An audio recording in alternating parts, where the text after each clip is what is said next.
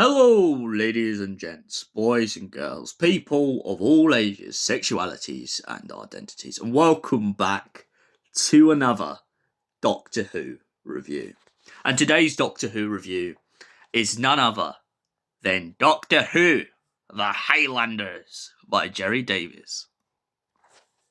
So, before we get into the story, let's give you a rough idea of the synopsis. History books don't always tell the whole story. Certainly, there is no record of an episode that occurred when the Scots, led by Bonnie Prince Charlie, were defeated by the English at the Battle of Condom in 1746. And the presence at the time of a blue box on the Scottish moors seems to have been escaped by the notice of eyewitnesses. The Highlanders sets the record straight, and while the incident describes may not be of great interest to historians, for Jamie McCrimmon, they mark the beginning of a series of extraordinary adventures. So yeah, that's the rough synopsis for this story. And oh boy, it's a great story.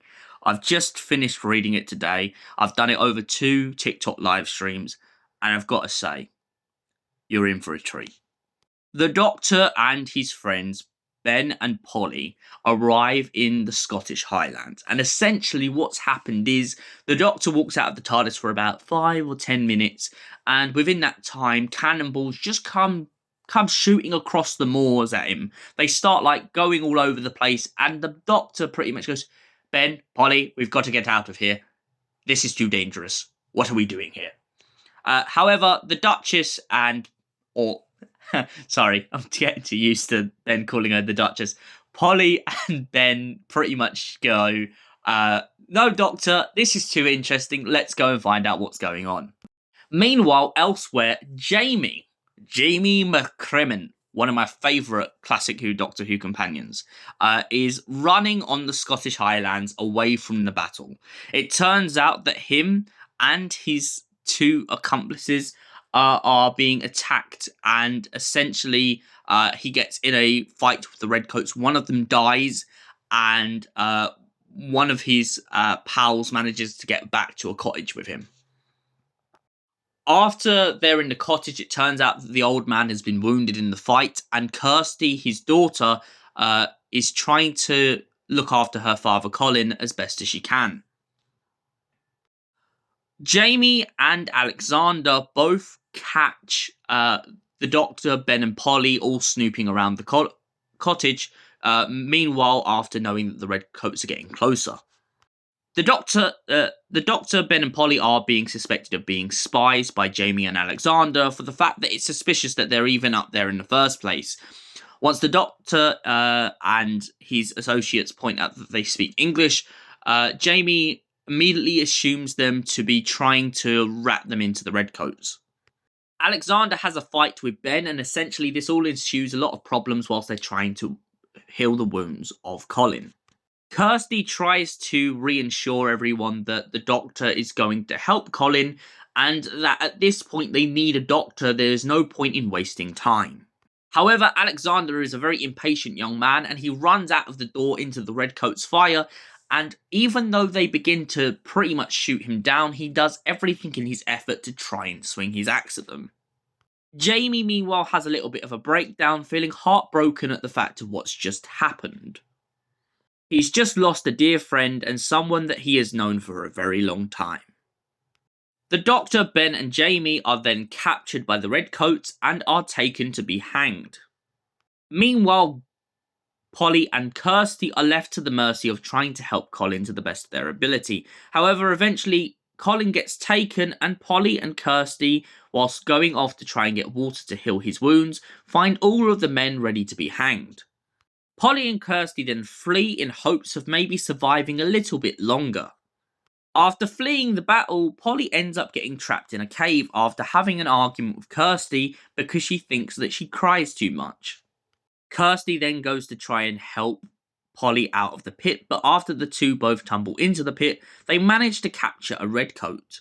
The 2 girls take the man hostage in hopes of maybe being able to use him later down the line. The Doctor manages to escape prison by pretty much pretending to be a spy that has tried to infiltrate the camp of his two friends and the old man. He pretends that he's going to wrap them in just so that he can do more on the outside. Meanwhile, Jamie and Ben and Colin are taken off to a ship when a man named Grey turns up and saves them from being hung. He tries to get across to the Redcoats that he has a proposition from the king himself in order to allow these people to work off their debts as rebels. The soldiers buy this and essentially allow all of the Highland prisoners to be taken on a ship to be sold abroad. Whilst on the ship, Jamie and the rest of the Highlanders begin to accept their fate that they're never getting out of here. However, when Grey proposes to make them snitch on one another, Jamie, Ben, Colin, and Wally are the only ones who don't give in. Ben then goes up to the contracts and rips them up. Ben is then knocked out by a cat of nine tails, which, if no one knows what that is, essentially a cat of nine tails is like a level whip that they used to use to beat slaves and a lot of people who were taken on ships. Ben is then to be dunked for pretty much as an example to the rest of the Highlanders of what will happen if you try and interfere. Elsewhere, with the help of the money that Polly and Kirsty stole from the sergeant, they find themselves pretty much going through the village pretending to be orange sellers. Meanwhile, elsewhere, the Doctor is running around pretending to be a woman. He tried to go and steal some clothes because he wanted to be inconspicuous and he didn't want to be recognised by Grey, even though he keeps trying to play Grey at his own game. The Doctor then reunites with Kirsty and Polly in hopes of coming up with some plot to free the prisoners. The Doctor, knowing the height of the Highlanders' revolution at the moment, that it's not safe for them to stay in Scotland, so he tries to arrange that Kirsty and her father will sail off to France and hopefully live a better life until they can return back home. But before they can save the prisoners, the Doctor needs some kind of leverage over Grey to hold him to his word. The Doctor ends up bashing Grey and Perkins' head in, and then eventually manages to swindle them over later with Kirsty's ring. A ring that was given to her by her father, which also happens to be the ring of Bonnie Prince Charlie. The Doctor then points out to Grey that he believes that Bonnie Prince Charlie is on the ship with his friends, and essentially that by not looking on the ship properly, they have overlooked the person that they have been hunting for this whole time. There is then a mutiny on the ship, and all the Highlanders revolt, taking over Trask, who is essentially a guy who took over the ship in the first place, and they chuck him overboard. The Doctor and his friends then jump ship along with Jamie McCrimmon in hopes of going back to the mainland and essentially looking for their time machine.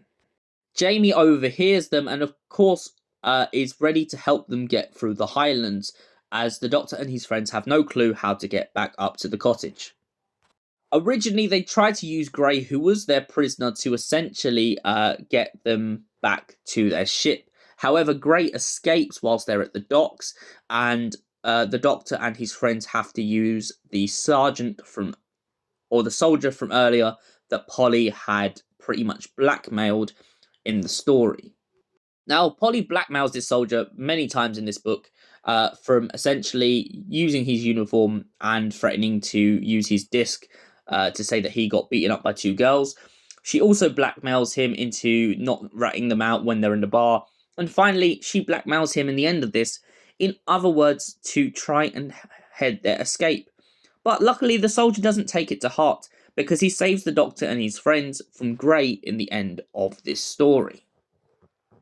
After being explained by Polly all the way up the Highlands that Grey has been using false documents to try and sell people abroad and take advantage of the massacre that is currently ensuing in the Highlands, Algernon, who is the soldier, pretty much turns on Grey and reports him to the sergeant. He then pretends to his regiment that he's going to recapture the Doctor and his friends, but instead goes back off down to the tavern, leaving them to their own devices.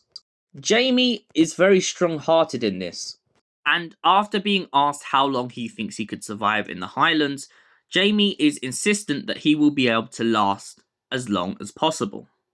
However, the Doctor and his friends don't want him to be risked being caught by the Redcoats, so they decide to take him along with them in their blue box for an adventure in time and space.